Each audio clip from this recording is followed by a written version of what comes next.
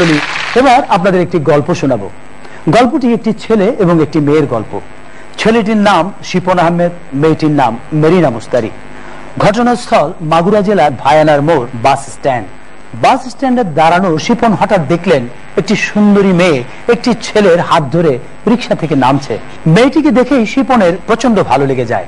অভিভূত হয়ে এগিয়ে যায় সে। দ্বিধা দ্বন্দ্ব ভুলে নিজের পরিচয় দিয়ে শিপন ওদের পরিচয় জানতে চায়। জানতে পারে মেয়েটির নাম মেরিনা আর সঙ্গের ছেলেটি তারই ভাই। শিপন ফিরে আসে, কিন্তু কিছুতেই ভুলতে পারে না মেরিনার কথা। ভালোবেসে ফেলে সে মেয়েটিকে। সিদ্ধান্ত নেয় এই মেয়েটি হবে তার জীবন সঙ্গী। একদিন সে প্রাণের টানে ছুটে যায় মেয়েটির বাড়িতে এবং মেয়েটিকে বিয়ে করার ইচ্ছে প্রকাশ করে, এবং সেদিনই সে জানতে পারে মেয়েটি অন্ধ। ফিরে আসার পর সে অনুভব করে মেয়েটির জন্য তার ভালোবাসা আরো বেড়ে গেছে, কিন্তু উভয় পক্ষের অভিভাবক তারই ভবিষ্যতের কথা ভেবে কিছুতেই রাজি হন না এ বিয়েতে। কোনো ইতিবাচক ফল না পেয়ে সে যোগাযোগ করে মেয়েটির সঙ্গে। মেয়েটিও তাকে ভালোবেসে ফেলে। দীর্ঘ 3 বছর অভিভাবক পর্যায়ে কোনো সুফল না পেয়ে শিপন ও মেরিনা 2005 সালের 5 জুলাই কাজী অফিসে গিয়ে বিয়ে করেন। তারপর দীর্ঘ 8 বছর পেরিয়ে গেছে। কেমন আছেন এই দম্পতি, চলুন দেখে আসি। বগুড়ার শেরপুরে এটাই হচ্ছে শিপন আহমেদের কর্মস্থল। আর না বলে দিলে কারোই বোঝার উপায় নেই, মেরিনা মুস্তারি দৃষ্টি প্রতিবন্ধী। বর্তমানে তাদের 2টি সন্তান।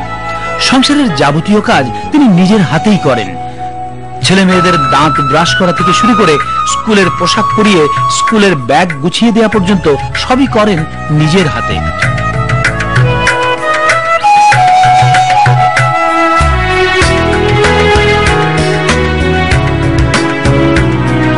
পরিবারের সবার জন্য প্রতিদিন নিজের হাতেই তৈরি করেন নাস্তা। শুধু তাই নয়, কারো সাহায্য ছাড়াই দুপুর এবং রাতের রান্নাও করেন নিজ হাতে।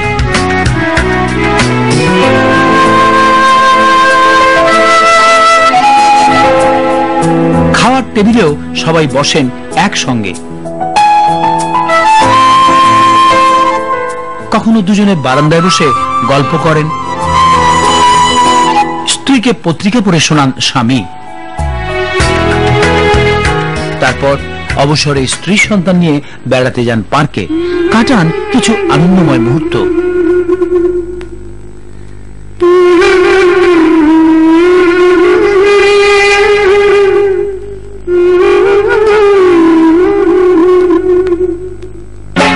ছোট্ট একটা ভালোবাসা, একটু শুধু চাই গো শোভা, একটু শুধু ভালোবাসা, এটাই যেন পাই গো শোভা।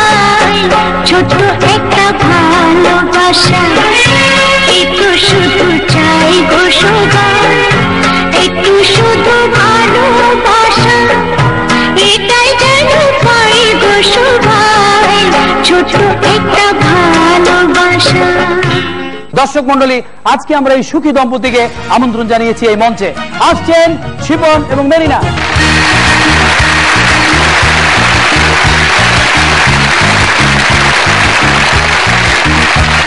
শিপন, শুরুতেই আমি জানতে চাইবো আপনার কাছে, আপনি প্রথম যখন জানতে পারেন যে মেরিনা দৃষ্টি প্রতিবন্ধী, তখন আপনার মনের অবস্থা কি হয়েছিল? আসলে সেই মুহূর্তে আমি ওর প্রতি ভালোবাসাটা আমার বেড়ে যায়। জাস্ট 30 সেকেন্ড আমি নিজেই ভাবলাম, আজকে ওর যে অবস্থা সেটা যদি আমার হতো তাহলে আমি কি সিদ্ধান্ত নিতাম বা আমার কি করা উচিত ছিল। তো মঙ্গল অমঙ্গলের বিষয় পুরোটা উপর আল্লাহর উপরে ছেড়ে দেই এবং তৎক্ষণাৎ আমি সিদ্ধান্ত নিই। আচ্ছা মেরিনা, এবার আপনার কাছে জানতে চাইবো, আপনি তো দেখতে পান না, তারপরও শিপনের কোন গুণের আকর্ষণে আপনি তাকে ভালোবাসলেন? মন দেখা যায় না, আমি আমার মন দিয়ে ওর মনকে অনুভব করেছি। আমার মনে হয়েছিল ও খুব ভালো মানুষ। অনেক ধন্যবাদ আপনাকে। আচ্ছা মেরিনা, আমাদের দেশে অনেক সচ্ছল পরিবারে যারা সচল আছেন, স্বাভাবিক আছেন, তাদের অনেককেই দেখা যায় বাড়িতে কাজের লোক রাখেন। আপনি তো দেখতে পান না, তারপরও আপনি সংসারের সমস্ত কাজ একা করেন কেন?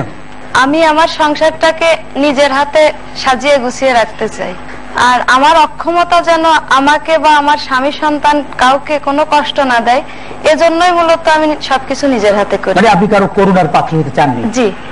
অনেক ধন্যবাদ আপনাকে শিপন, অত্যন্ত ভাগ্যবান বলতেই হয়। ইত্যাদির দর্শকদের জন্য আপনাদের কিছু বলার আছে?